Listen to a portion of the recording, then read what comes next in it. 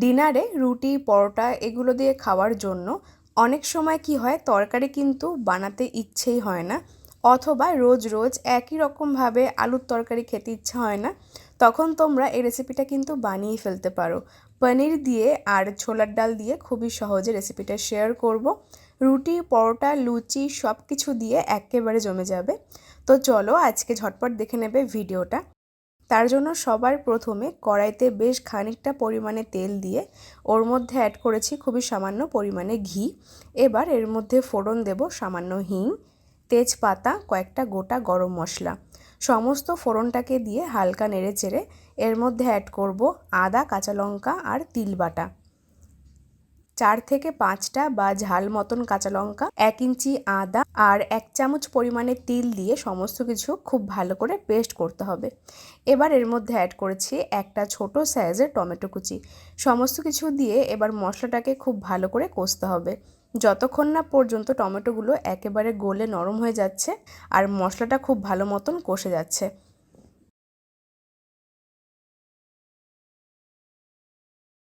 তার সঙ্গে অ্যাড করতে হবে স্বাদ মতো লবণ, খুবই সামান্য পরিমাণ 1/2 টিস্পুন হলুদের গুঁড়ো, খুবই সামান্য মানে 1/2 টিস্পুন পরিমাণে কাশ্মীরি মির্চ একটা সুন্দর কালারের জন্য।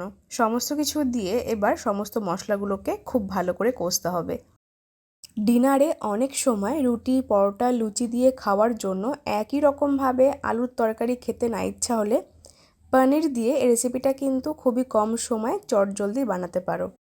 তো সমস্ত মশলাগুলোকে খুব ভালো করে কষিয়ে নিয়েছিলাম, দেখতেই পাচ্ছ একটা সুন্দর কালার এসছে।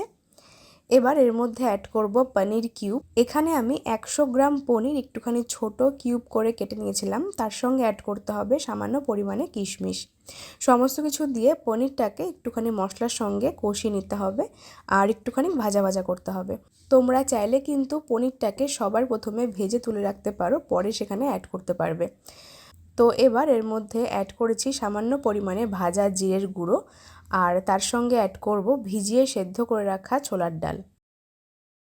ছোলার ডালটা তোমরা কিন্তু একটুখানি কম সেদ্ধ করবে, আমার এখানে একটুখানি বেশি পরিমাণে সেদ্ধ হয়ে গেছিলো।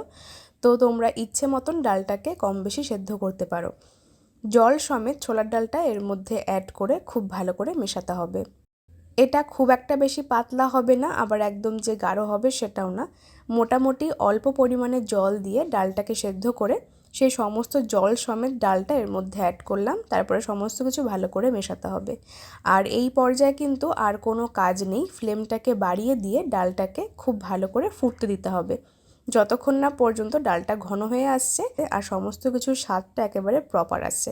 তো মাঝখানে এর মধ্যে অ্যাড করেছি স্বাদ মতন চিনি। চিনিটা অবশ্যই অ্যাড করবে, তা না হলে কিন্তু টেস্টটা প্রপার আসবে না। তো ব্যাস, এবার সমস্ত কিছু আরেকবার ভালো করে মিশিয়ে নেওয়ার পরে ফ্লেমটাকে বাড়িয়ে দিয়ে ডালটাকে খানিকক্ষণ ফুটিয়ে নিতে হবে, তাহলে কিন্তু রেসিপিটা একেবারে রেডি। রুটি পরোটা লুচি দিয়ে খাওয়ার জন্য রেসিপিটা তোমরা অবশ্যই বানিয়ে নাও, আশা করি তোমাদেরও অনেকটা কাজে আসবে। এইভাবে তিল বাটা আর পনির দিয়ে খুবই সহজে তোমরা ডালটাকে বানিয়ে ফেলতে পারো, খেতে ভীষণ টেস্টি হয়। তো চলো আজকের মতন এই পর্যন্ত, সবাই খুব ভালো থেকো, ধন্যবাদ।